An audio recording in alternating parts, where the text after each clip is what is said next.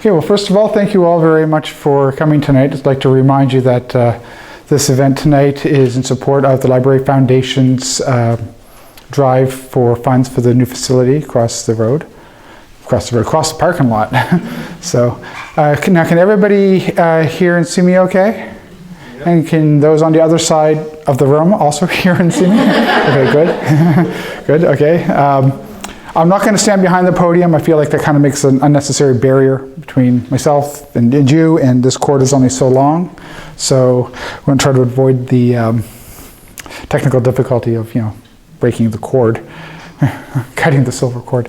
Okay, so we're going to run over a number of things tonight. I'm going to give you a short introduction about myself. I'm going to cover a number of points about psychics in general, spirits, some understandings, misunderstandings, and myths that we're probably never going to be able to get rid of. And then we're going to talk a little bit about the other side and what exactly is that as well. So first of all, who am I and why am I here tonight? I actually work in the library as well as being a professional psychic outside of the library. I work primarily with teenagers here at the library, and one of the reasons that I'm willing to do this and donate all the proceeds, which by the way, there's a little bucket on the desk back there for, recommended donations, is because we're going to have our very own room, our own space just for the teens over there. It'd be a safe space, a sanctuary. Those teens who are already gathered here on Wednesday nights will already tell you this is their sanctuary. I've worked hard to create that safe space for them, and now they're going to have a safe space that's all their own over there. So I'm definitely willing to do this for that purpose. Okay, now that being said, my name is Christopher Wildbohr. I've been working professionally. By that, we can only define it as paid professional psychic for almost 27 years. Started out my Grammy trying to teach me tea leaves in my preteens. I had no taste for tea and no talent for tea leaves. When I was 16, I got my first tarot deck, took right to it, and never really looked back after that in terms of, can I do this or can I not? I'm one of those fortunate people who,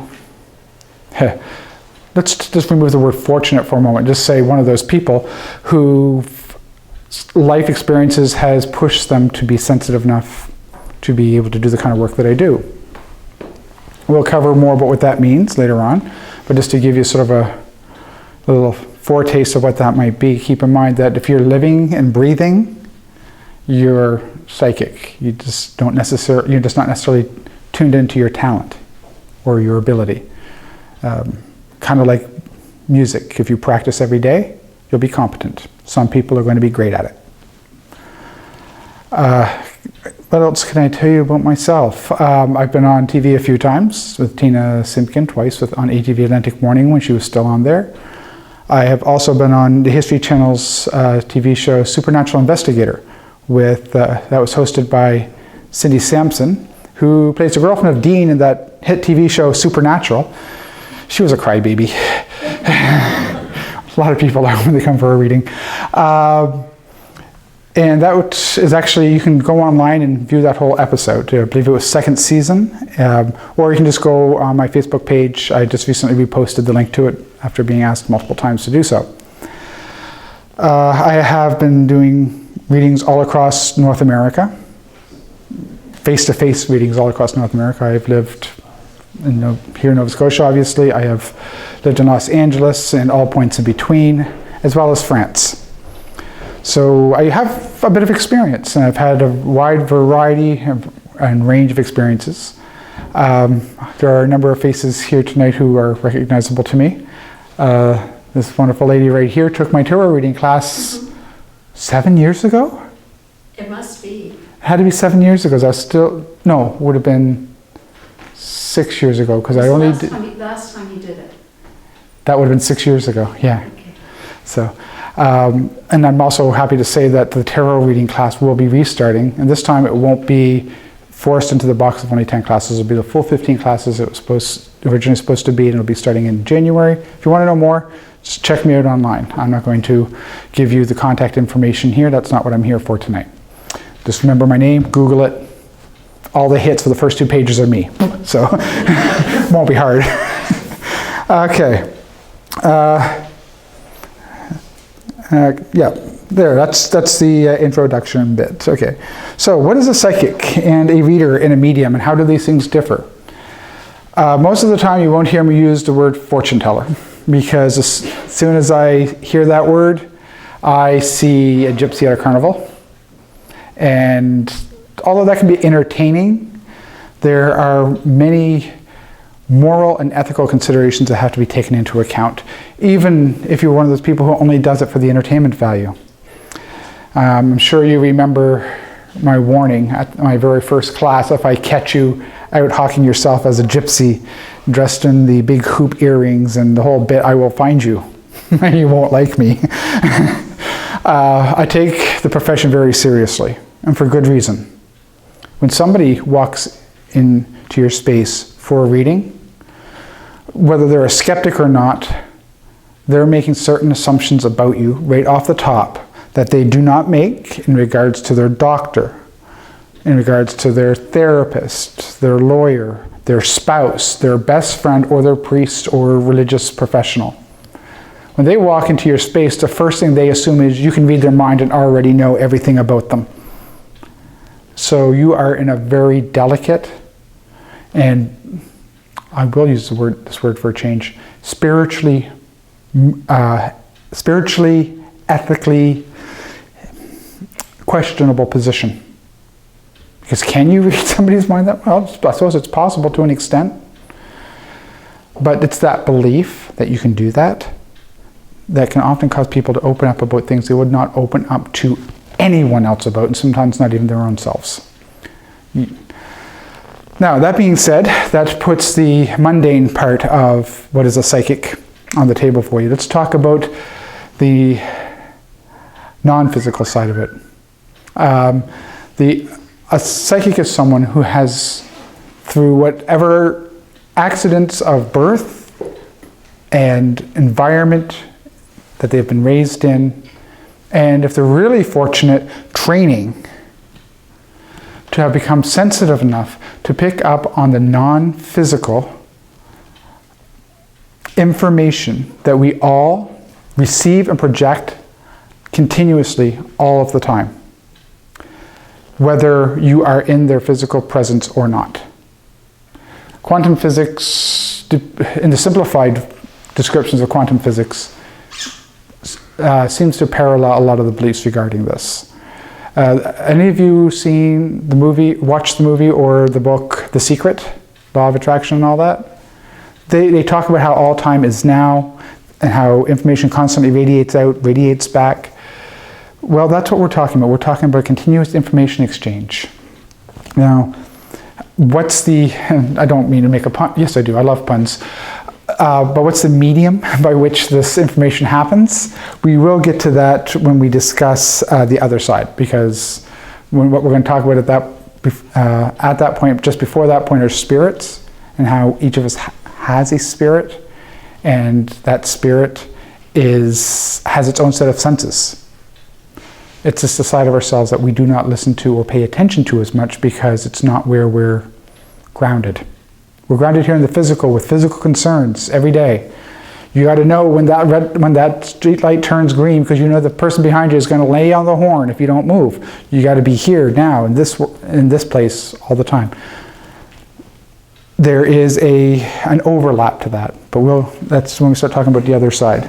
So a psychic is someone who is able to tune in, drop out, however that Timothy Leary thing goes, is able to tune in on a sensitive level to that information.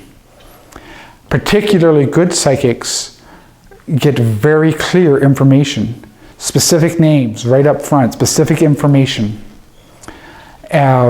Those who struggle a bit, and even the best of us do that, the information isn't clear and requires interpretation.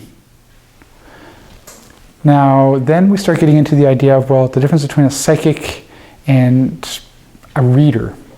Anyone can learn to read cards. It is allowing the natural amount of information in our environment to affect us enough But the cards that we lay out provide a necessary set of emotional reactions so that we can, through our emotions, through our feelings, interpret those back into words and be able to present the person that we are speaking with information that they would not otherwise have access to. I'm going to jump down to a quick little quip I like to make in regards to mediums, because I'm about to cover the medium part anyway. Mediums are able to tune into a very specific type of information. So far, I've basically been talking about a form of telepathy that can reach into a person's past and into a person's future and into their here and now. A medium is also able to perceive on some level those people who are about them who do not presently have physical bodies. And sometimes could I use the term life form, I suppose, life forms that do not have physical bodies. Let's say non-human spirits. I was just trying to avoid that because it sounds kind of spooky. And it is, it's fun too. So, that being said, a medium is able to perceive these others, those without physical bodies, human or not, and is sometimes able to communicate with them, sometimes not. Sometimes all they can do is see and try not to. Poke. Yeah, okay, that one's real. Yeah, you'll see people sometimes do that. Quick antidote from today. I was outside talking to someone, that nice big blustery wind, but somehow the spot where I was standing was, I don't know how, was sheltered from the wind, but there was no obvious way that was happening. And the two people I was talking to, their hats were blowing off, their clothes were blowing about, the lady's hair was blowing all over the place, but there wasn't a single thing moving on me. And somebody walked by and poked me and said, the wind was blowing right through you, I wasn't sure you were real. I was like, whoa, and then a ghost of a chance there.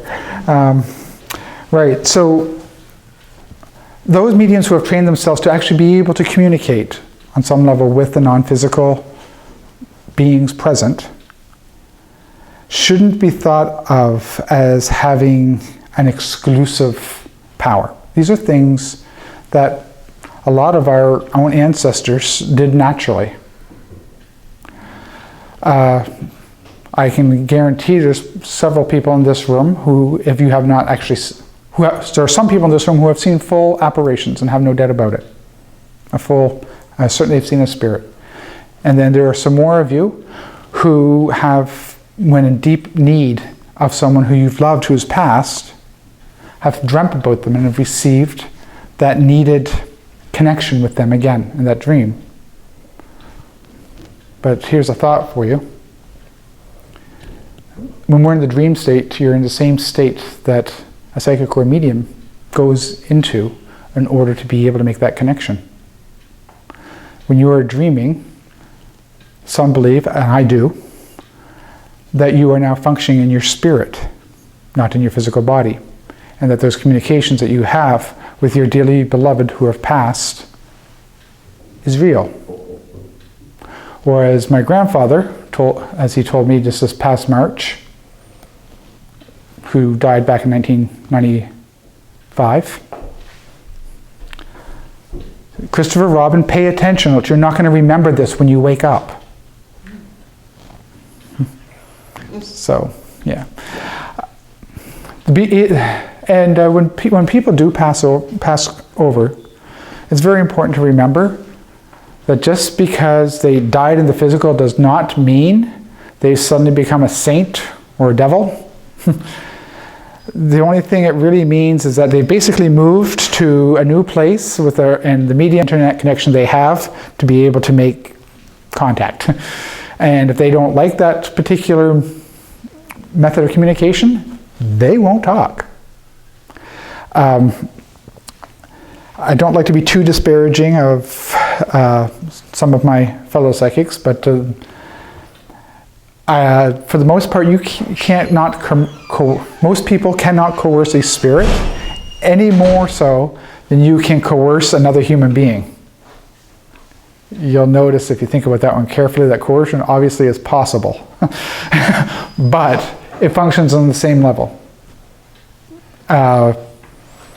I don't believe the rescue mediums can force a spirit to vacate an area against their own will. It's my belief what they do in most cases is they are speaking with a spirit who is somewhat confused about exactly where they're and are talking them through that.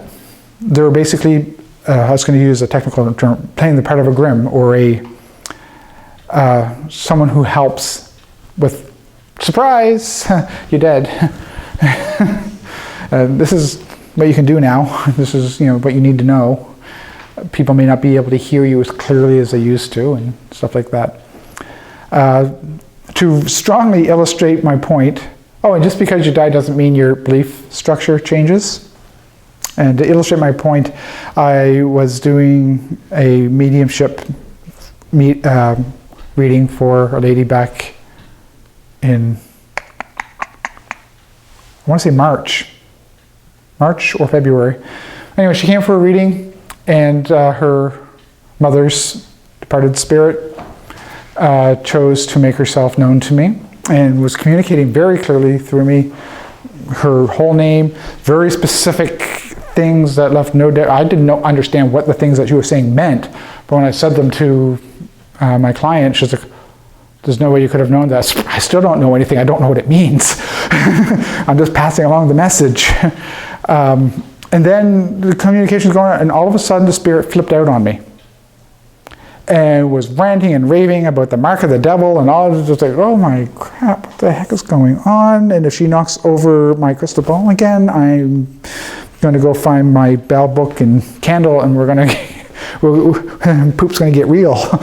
And then suddenly it occurred to me, oh, I see what's going on. I said, I called my client by her name and I said, is your mom really, really churchy when she was alive? Yeah, hard-nosed Baptist. I was like, yeah, she's flipping out over the pentagram that's on my tablecloth. She goes, yep, that sounds like her. I said, is she aware? Does she not realize she's dead?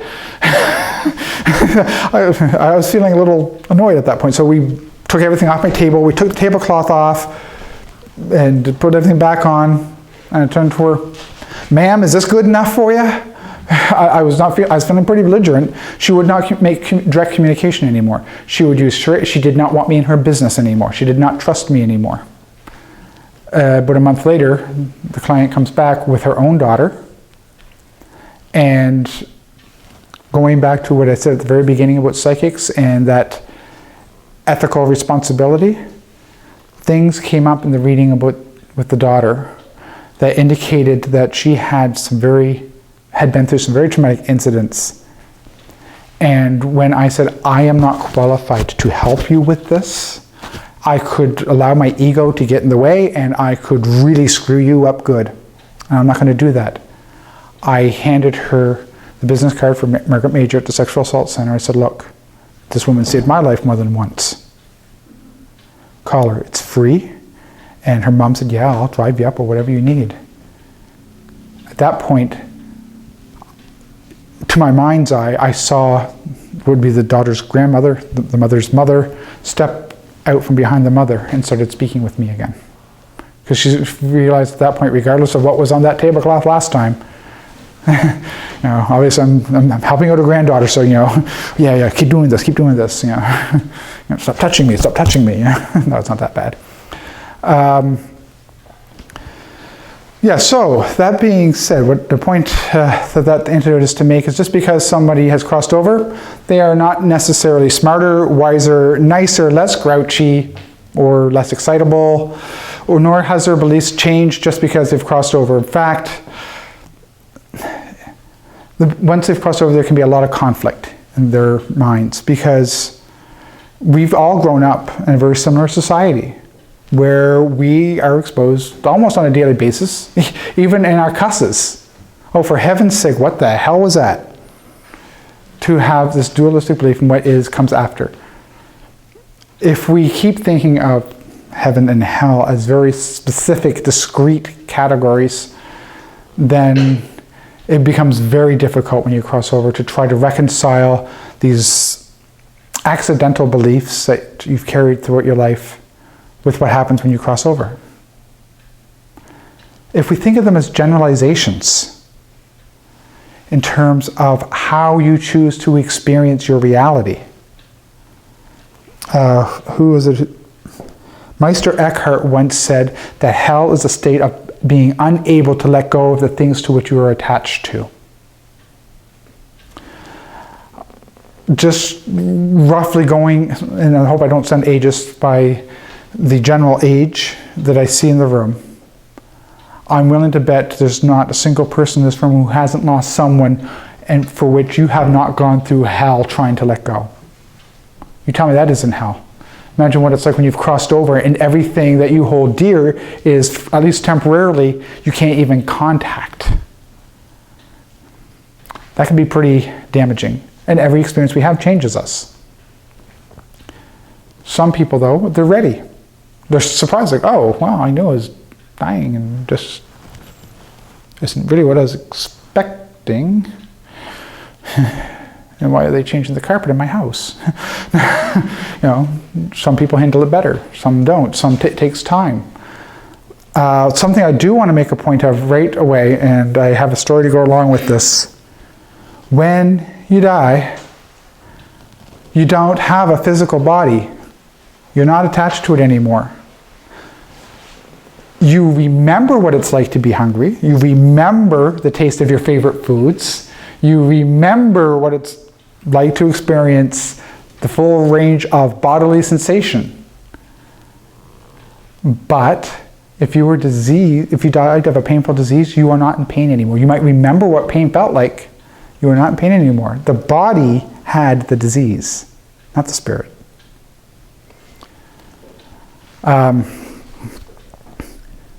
The next little story I'd like to tell you really touches on a number of things I've mentioned, especially the ethical and moral position of, and I'm just going to say fortune teller right now because I want you to be fully aware of the humble position I come from with this story.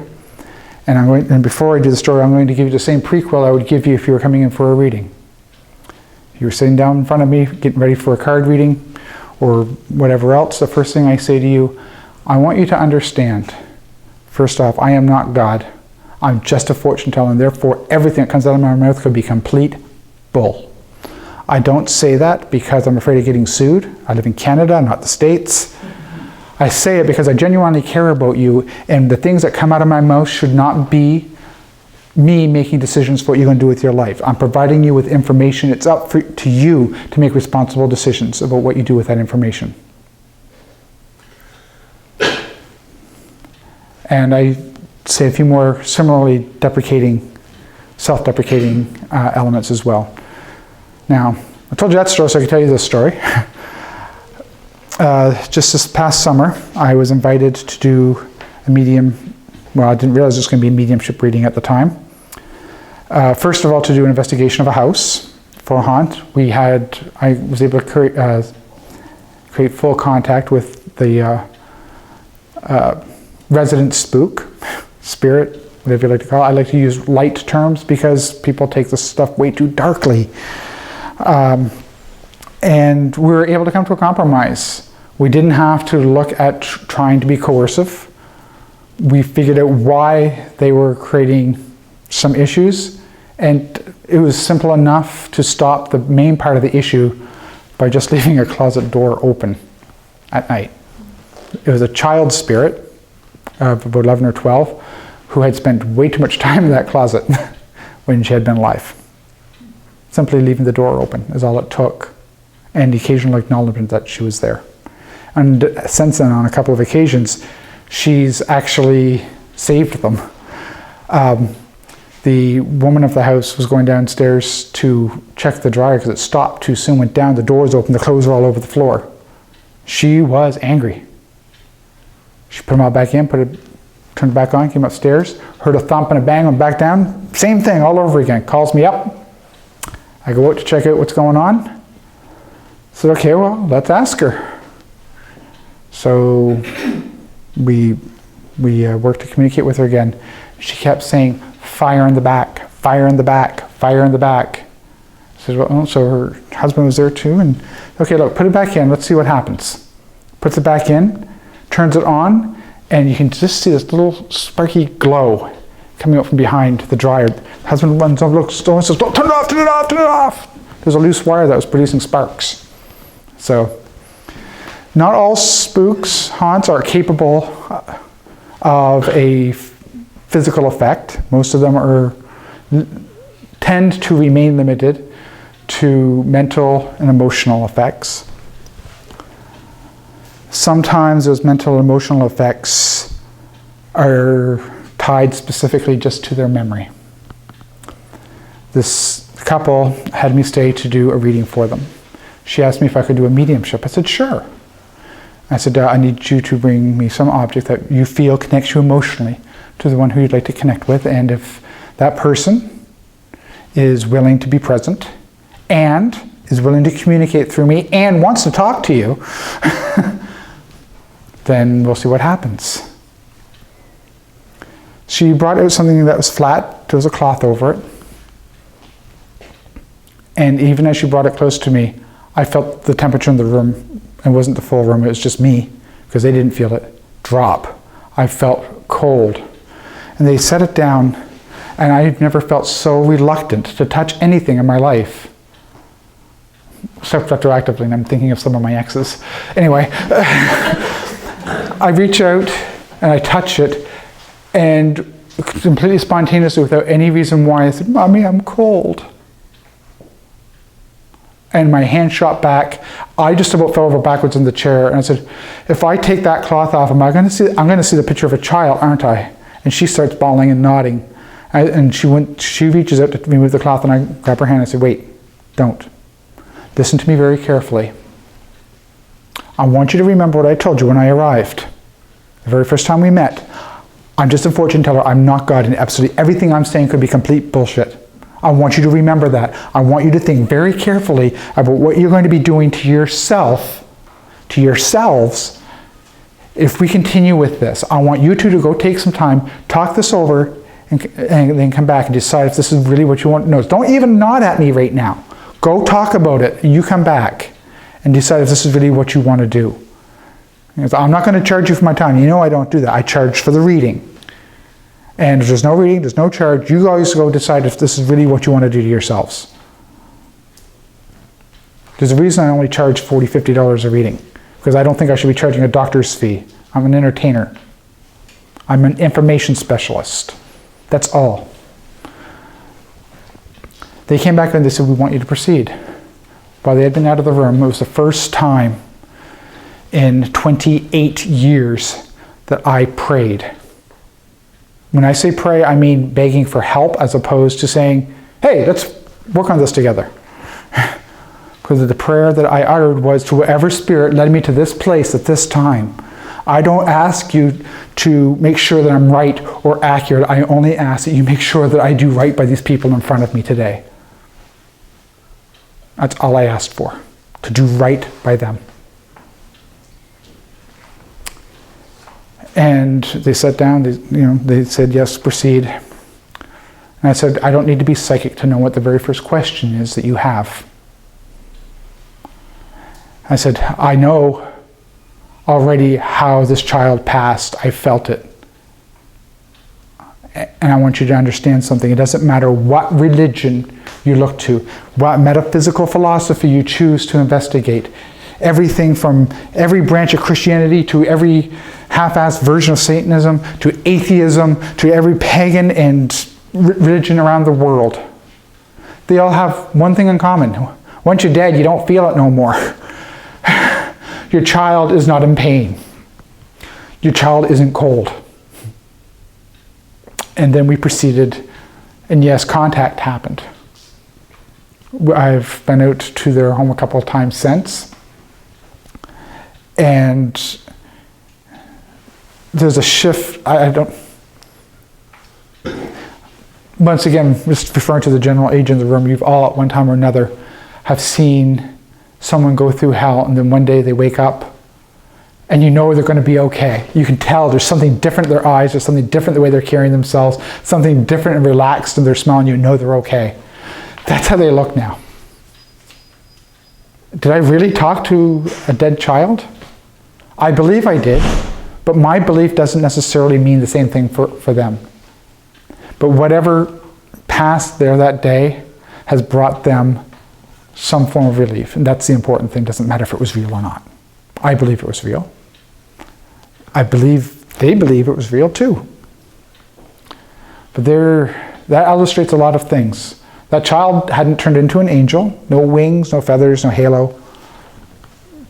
The child was still a child and still progressing in his own way, just in a different place.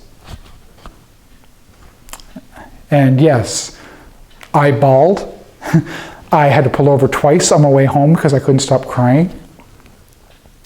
And this is an interesting point because it illustrates to how every reading has a reciprocal element. Because when I got home, I had to call home and tell my wife what had happened, why it was taking so long to get home. And I got home, she came to hug me. I said, I'll be right back. I went straight downstairs and grabbed my little girl, hugged her in my arms and wouldn't let go. She said, Daddy, too tight. I know it's going to stay too tight just for a couple more minutes. And then I came upstairs and said, Beth, I know I've always said that you are my heart and Lily's closest to my heart, but now I realize you're half my heart. She's the other half. And she says, good, there's nothing more I could ask of you. And so there's a reciprocal element there. You can't be a part of anyone's life on that level without it changing yourself in some way. So now that we've been talking about spirits of the dead, let's just backtrack a little bit. Where do these spooky powers come from? I mentioned that already. Those are basically all the senses of your spirit. And your spirit operates on the other side, which is that side that is not bound by the illusionary concepts of time and space that we have in our physical mundane world. We're affected by that illusion because we all collude on maintaining this belief with each other. So I just did it again, check the clock. So, can you tap into these powers? Yes, the easiest way to start, writing down your dreams when you remember them. If you need to be able to remember your dream, I can know somebody in here this is nothing psychic about this, but there's always somebody in the room who says, but I never dream. Yes, you do. Everybody does. Write down your dreams. If you need to be able to remember your dreams, set your alarm clock for about 2 minutes before you normally wake up, not before it normally goes off. A lot of people tend to wake up just before their alarm. Set it for about 2 minutes before you normally wake up. It'll probably interrupt you in the middle of a dream, and you'll catch at least snatches of it. Any kind of high potassium food before you go to bed will also help enhance dream recall. Bananas or potassium supplement. Not potassium iodine combinations. For some reason that seems to make it worse, not better. Things of that nature. I'm not, by the way, promoting any particular brand. I don't get a commission. Just saying, Chiquita bananas, eat one every, no, just kidding. So yes, you are psychic too. There are lots of good books and lots of crappy books on how to go about developing that. The biggest and easiest way is empathy, emotions. We talk about gut feelings, but we've used that phrase so often and so much that it ceased to really have a real meaning. Just had a feeling down in my bones. What does that even mean? I guess the easiest way to explain it, how should I explain? Let's call it the law of the barrier. There's a barrier between our outward attention and the other side. And if we can say in the outer world, where our outer attention is, we function using words, symbols, abstracts. But then the other side functions through feelings, emotions, the whole right-left brain thing. Yeah. The whole thing that left-handed people are witches and psychics and stuff like that. My daughter's left-handed, and yeah, I can go with some of that. I think of it, so my mother-in-law explains a whole heck of a lot. But yes, if you think of, to be able to communicate with the other side, you have to find a way to translate your thinking into feeling. When you have feelings come on that you can't quite understand why you have them, if you can communicate those into words, then you'll have that understanding. Eventually, you begin to be able to understand the whole language of those feelings to begin with. Feelings, emotions, a sudden stirring of an emotion that you can't explain.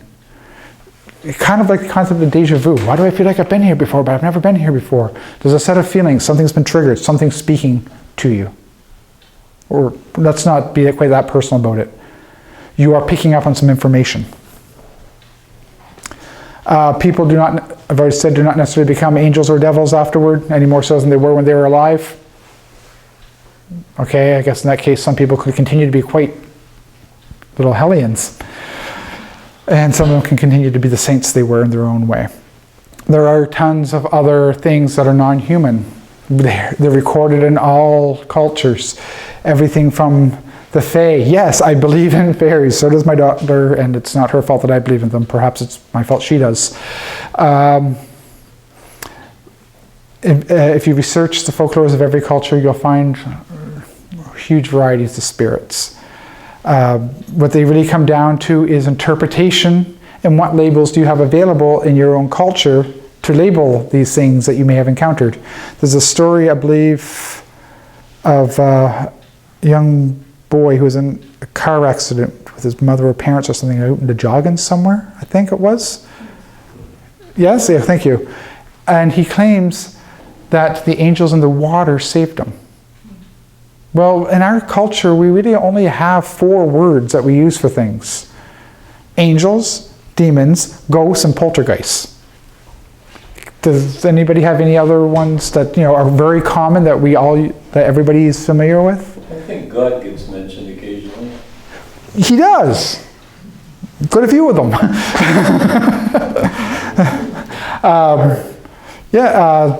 And that's another thing. In every culture, there are things that have been labeled gods, goddesses. In fact, in the Old Testament, the God of the Old Testament says at one point, actually, if you read it in the original pre-vowel point Hebrew, which I've taught myself and have done, it's a completely different story. But one part that is consistent in both the translations is that at one point, the God of the Old Testament says that he is one among many and above the others in the hall of judgment. So he's not denying that there's others. If you think about any of the pantheons of other cultures, you always have one that's above the others. Zeus above the Olympians. In popular culture, Odin above the Asgardians, etc., etc., etc., in all cultures. Each person experiences divinity in their own way. In fact, each person experiences it so uniquely, you could almost say each person has a religion of their own. Many people have similar elements and therefore can conjugate together in a religious setting where they can share similar precepts, similar beliefs, and that's good. That's good. But I'm not going to go too much further with that because I'll just get myself in trouble. I know that.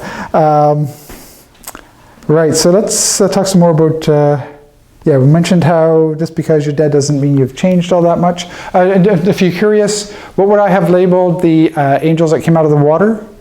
I would have called them undines, water spirits. Originally, I think the first mention of undines, I believe, was Agrippa, at least in popular literature, that's where it would have been mentioned. But they're water spirits, and they're not necessarily hostile. Just because it's not human doesn't mean it's hostile. My border collie is very excitable, but he's certainly not hostile. My cat, on the other hand, well, my cat's black, obviously. Yeah, put the run to my mother-in-law, so I just love my cat. My cat can do anything it wants now. Yeah, I'm still complaining about my mother-in-law 6 years later. So we just covered the problem with labels. We have a very small handful of labels that are popular in our culture to use. But if you should encounter something, ask yourself, does this really fit angel? I mean, they're not wearing all white. It doesn't seem to be asexual, and it didn't have wings, and Didn't have horns. So what was it? There's all sorts of things out there. If it's alive, it has a spirit. If it has a spirit, it has its own form of sentience. There's a reason we've had, I think the correct term is animist cultures. Okay, just making sure. I didn't know who, did I have mine with me? Is it dying already? I sense the coming death of a phone. The battery is just about gone. The shadow is yeah. If you want me to be dramatic, I can be the full tilt diva for you, but that's, I think I've done enough of that already. Something else that you may wish to investigate, and there are those who have strong opinions in multiple different directions regarding this one, are things called thought forms. If you'd like to know a lot more about this, I'm going to give you a title, and go ahead and look for it on Google. The Philip Experiment. Yes, I'm giggling, me too, yes. A very brief summary of the Philip Experiment. The Psychical Research Society in Toronto, I believe it was, back in the 70s, decided they wanted to try to create a ghost from scratch. Not an illusionary one, a real one. Their theory was that it was a combined psychic effort of a group that created psychic phenomena that you normally see at a seance. So they started out being all super serious, doing the whole seance thing. They did it for about a year and got nothing. Then they decided to lighten up. They turned the lights on, they turned it to more of a party atmosphere, and all of a sudden the phenomena started. Now here's the thing. They invented their entire character that they were trying to summon ahead of time. And he responded to the name, added a few extra details that they didn't originally put in their biography. And they even had a drawn picture of him and everything. And it's really cool. It's an experiment that's been repeated in various forms. Often, oddly enough, often with success. Does this prove that ghosts are just a very physical and literal creation of the imagination? No, because how do we know something isn't just showing up and say, oh, I can play too. I'll play this role for you. Yeah. So maybe not. It's hard to tell. I mean, you call for a professional plumber. If you don't actually ask to see his license, you don't really know what you got. So I always ask them for their licenses. Can you just show me your certificate so I can be certain? Yeah, go home. I'll fix it myself. Oh, no, you won't. Sorry, Beth. Okay, I'll call somebody else. So that being said, let's talk a little about the tools that mediums and psychics use. And let's start with the fun one. I was going to leave it for last, but hey, let's start with the Ouija board. Why? Because so many people are terrified of Ouija boards, and I used to be. I'm not anymore. Ouija boards are terrifying because of Hollywood. That's the end of the story. The reason for that, well, think of it this way. If the combined psychic effort of a small group can produce psychic phenomena. So, I'm going to hand you a tool that everybody's terrified of because of Hollywood and say, here, play with this. The Ouija board hasn't done anything wrong. The Ouija board hasn't invited anything in that wasn't invited. Same when you're using the tarot cards, or if you're holding a thread with a needle on it over top of a pregnant woman to determine this gender or the sex of the child. It's just using a pendulum. Exact same process that you're using with a Ouija board. It's just Ouija board's more complicated because you got all these letters on it and numbers and stuff. You can just as easily write an alphabet in a circle on a table when using wine glass. Do the same thing. Or hold a pen with your left hand and ask if there's anybody there, then pay attention elsewhere and just let your hand just do whatever it wants. Okay, that's getting a bit spookier because at that point you might be taking dictation, or you just might be, oh, can I have my hand back? Thank you. Okay, that was just meant to scare you a little bit because, it's a little bit of fun. I had to get some drama in there somewhere. For the most part, it's another human spirit would be very hard pressed, no pun intended, to successfully invade your body. Period. It's a very small closet. Not a lot can fit in there. That's not to say it can't happen. It has happened. It's been known to happen. Various religions all over the world work with types of intentionally induced possession, for lack of a better term, or what you can, or if you'd like to, if you would prefer to compare it to a Christian element, being filled with the Holy Spirit. Just a little side note. Back in the 2004, I think it was, I attended a Pentecostal church with one of those exes that I mentioned earlier.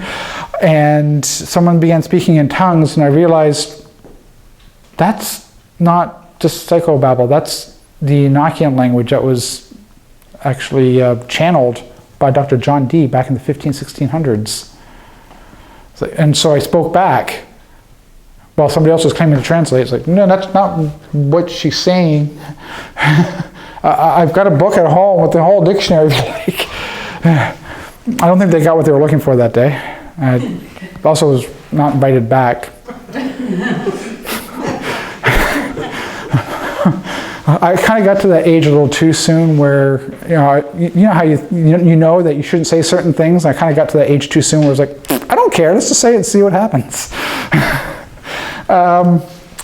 So let's talk a little bit more. Poltergeists. There's a fun one. Poltergeist in the German, if I remember correctly, means playful spirit. And once again, thanks to Hollywood, we have an exaggerated and fairly inaccurate understanding of exactly what that is. Popular myth says it's always centered around the phenomena is centered around a pubescent disturbed child. Nope. These things often happen without any kind of obvious connection, anything like that. Sometimes spirits on the other side are capable of affecting physical matter. Sometimes the non-human ones can too. I find the relation between the term playful ghost and the descriptions of how brownies and house spirits everywhere from the 13th to the 17th, I believe in Western England, even up into the 18th century, were supposed to act and react to things. So interesting little point to think of. Now, of course, when you think of poltergeist, you start thinking of the movies. You start thinking of the movie The Exorcist, which is the only horror movie that's ever scared me other than Jaws, because I saw it when I was 4 years old in a rainstorm at a drive-in. And but The Exorcist scared me because the professionals couldn't handle the job. That's what scared me about it. However, the movie was based upon a real event that did not involve a Ouija board. So I should throw that out there right away. What it did involve, I had a copy of the original police report with all of the details, which somewhere in all of my travels got lost. And no, despite my dowsing rods and my pendulum over a map, I've not been able to locate the ex who took off with it. I should send something after, I don't know. I'd give her the evil eye, but I'd have to find her first. Yeah. What it did state was it involved an 11-year-old young boy who was in a religiously oppressive environment, whose aunt had been sexually involved with him, had also introduced him to elements of the occult, the Ouija board not being part of it, but tarot cards and a few other things like that. So when she died suddenly and inexplicably, because she was only in her 30s, of a heart condition, we have an 11-year-old boy who has just done everything that his entire environment has told him is going to send him to hell. And of course, puberty. That's hell all by itself. I work with teenagers, I'm allowed to say that. So you can see how there'd be something very uproarious would be happening. Religion does not have to be oppressive. Religion is supposed to be a road to forge a connection between you and your conception of divinity, whether you call that divinity Christ, whether you call it Krishna, goddess, or whatever, it doesn't matter. The point is, it's about your personal relationship with divinity. The environment that this child was in was one where he was being told that absolute obedience to their religious sect was absolute necessity to avoid horrible damnation, etc., etc., etc., fire and brimstone. Insert the rest of it here. I'm not going to quote the entire end of books of the New Testament to you. All I can say is it certainly didn't characterize the love that Christ exemplifies in the Gospels. Let's see. Which stories did I miss? No, okay, we talked about the heaven and hell thing. Every culture has its otherworld realms. Let's talk about that other world a little bit more, the other side. Celtic mythology is full of other worlds. Everything from fairy worlds to elf worlds to places called Underhill, where and it gets even more complicated when, especially in I think it's really started in the 14th century in Scotland, Wales, Ireland, when people attempted to syncretize the two religions, their pre-Christian religious beliefs and their Christian beliefs. They attempted to wed them. Most of us don't really feel like they did it successfully, so we generally tend to refer to it as dual faith. And it's really interesting how these dual faith elements come about and beliefs in the other world. To give you an example, I've seen this happen with my own daughter. My wife's father died when my wife was 18. We're both in our 40s. I know I look way too young to be in my 40s, but I am really. That's why I started 27 years ago. It's something. And my daughter is only 7, so obviously she's never had contact with her grampy, her poppy in heaven, as he's always been referred to. 2 years ago, Beth she's asking questions about Poppy. She says, "Mommy, did Poppy have a big mustache?" She's never seen a picture of him. Yes, he did. Was Poppy a short man? Yes, he was. Did you know Poppy comes to visit?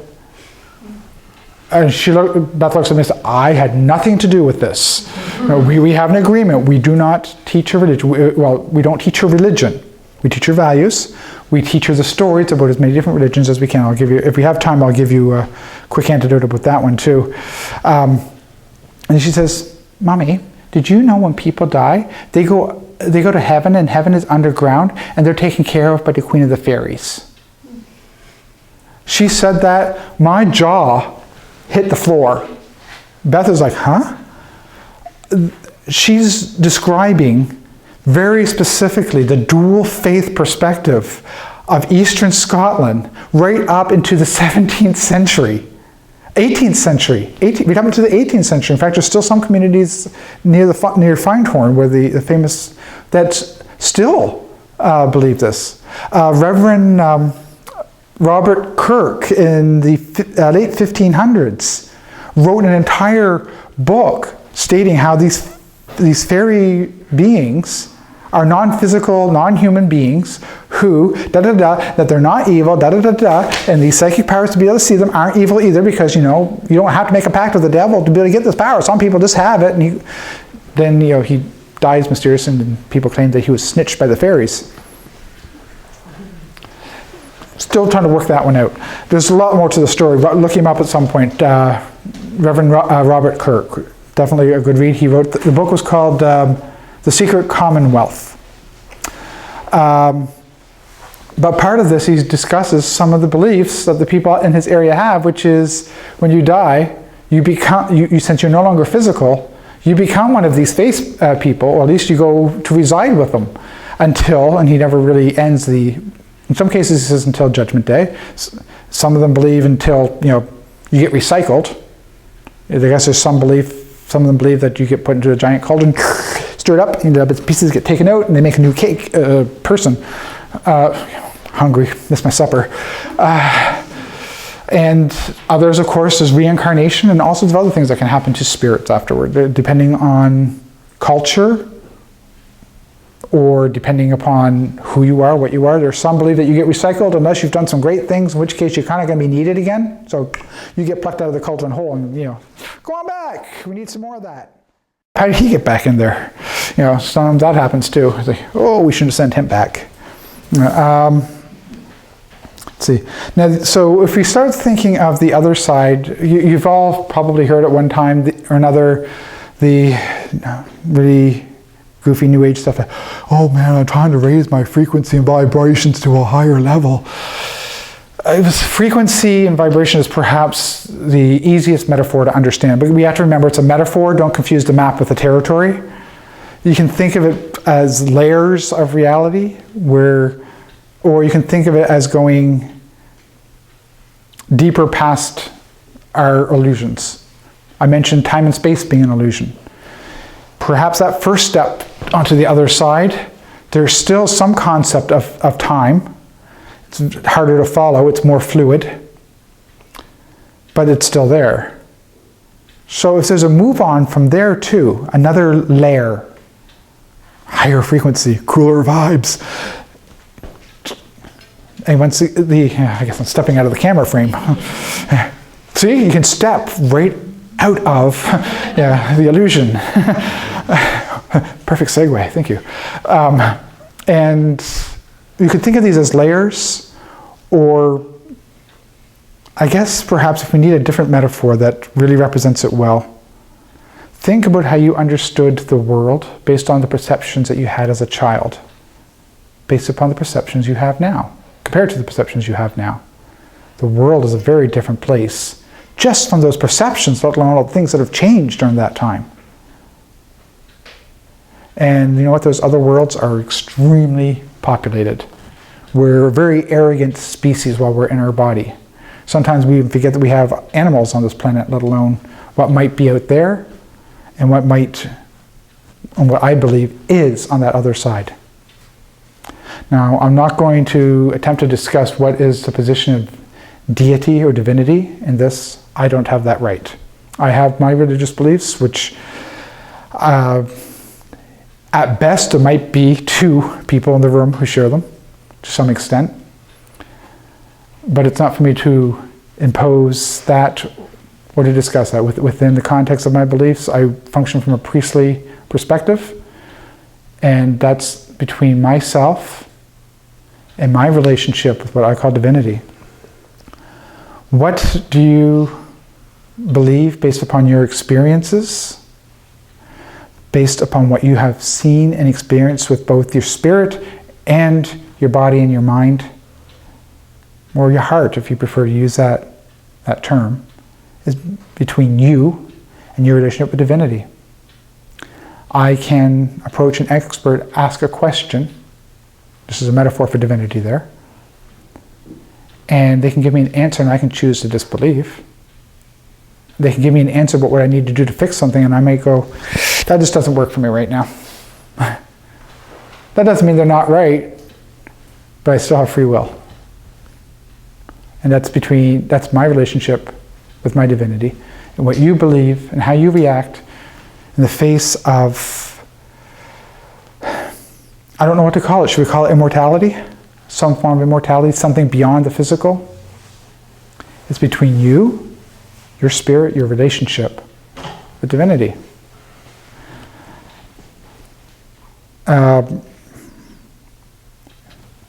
Going back to those dreams again.